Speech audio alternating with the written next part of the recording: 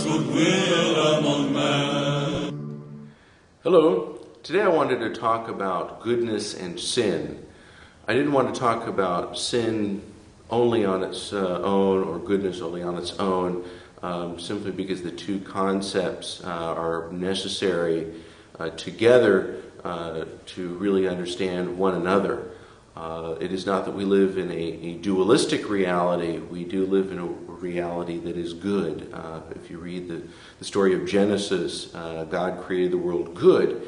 Therefore, the world and all that is in it is by its very nature good. The difficulty is that we know from our daily experiences that there's an awful lot of not good in this world.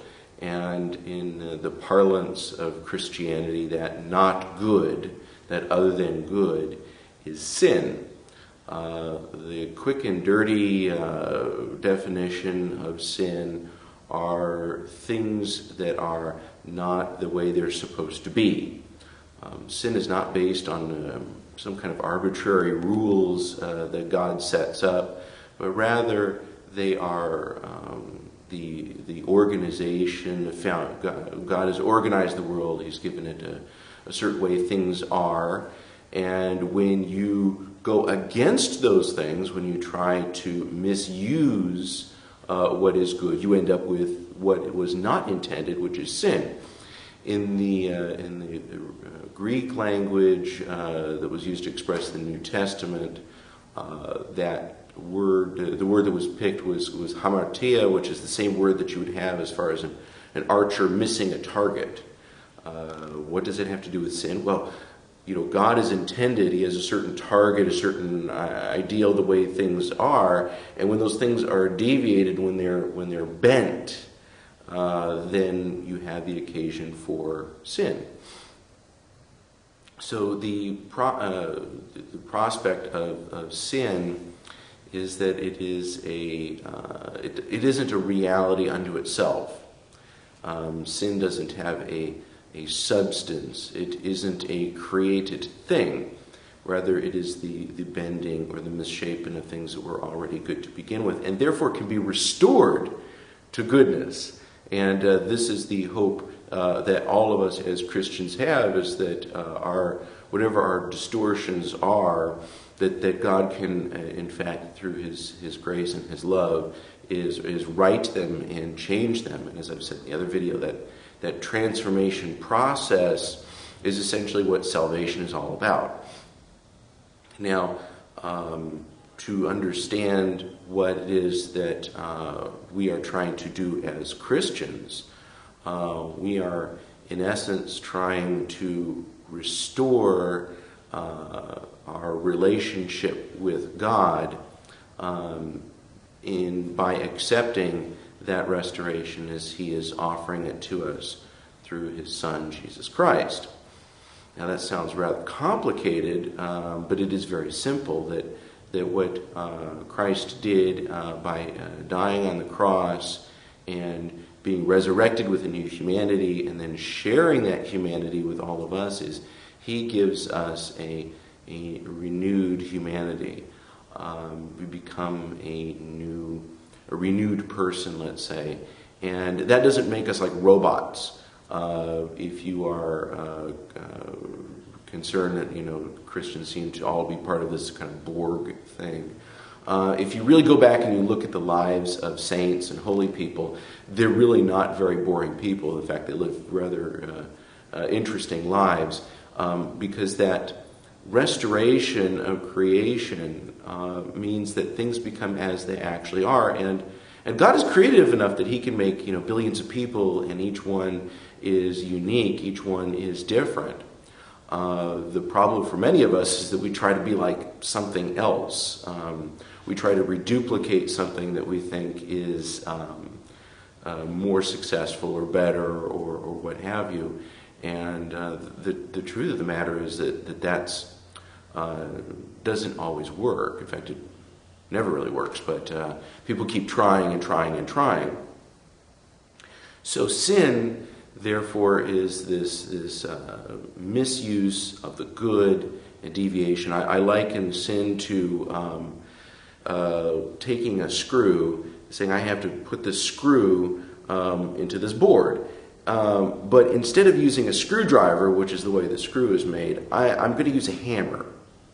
And you pound on that screw, and you pound on that screw, and you will get it into the board. The problem is that you will more than likely destroy the screw and the board. What you really want to do is get a screwdriver. But as I said, the problem of sin is that deviation of order. So in our personal lives, what does that mean? Well, when we are sinning, when we are committing a sin, that means we are doing something that we were not created to do. Let's take, for example, food. Very often we will eat too much. Some people more often than others. But there is that, let's say, a drive to eat too much. We need to look at why it is that we eat too much. It is usually that we have either A, is forgotten completely about the appropriate use of food, or B, is we are eating to try to compensate for some type of problem. Let's say we had a bad day at work, or somebody said something that upset us, whatnot. So we'll sit down to the big container of ice cream and we will eat the whole thing. Now, to eat a little bit of ice cream is okay. In fact, ice cream is good. But when you eat an entire gallon at one sitting and then go back to the freezer for some more, there's a problem. That's sin. That is the picture, because if you eat that much, it's going to, even though it may feel very good in the beginning, later on all of that sugar and fats and everything else hits your body and it slows you down, and you get that sugar crash, and you begin to set your whole body and mind out of balance. And therefore, that sets off a whole new set of problems as you try to compensate for that. And it is that prison that we fall into. So the prison of sin, the gate of that is our own forgetfulness. If we forget the way things are, the gate swings open, we fall in, and the door closes behind us. And then we open that door and get out of that prison by being mindful, by remembering how God has made things. And then by keeping that mindfulness, we avoid doing things against nature, and we are there in harmony with nature, with creation, with God's intention. And therefore we begin to experience happiness, because the mark of sin is that sin always has a short-term benefit, let's say, but the long term of it creates more problems than really it's worth. But we need to remember that. And so part of our struggle as Christians is to have our minds healed. If you want to find out how broken your mind is, after you watch this video, go someplace quiet. If you could find such a place, sit down, close your eyes, and try not to think.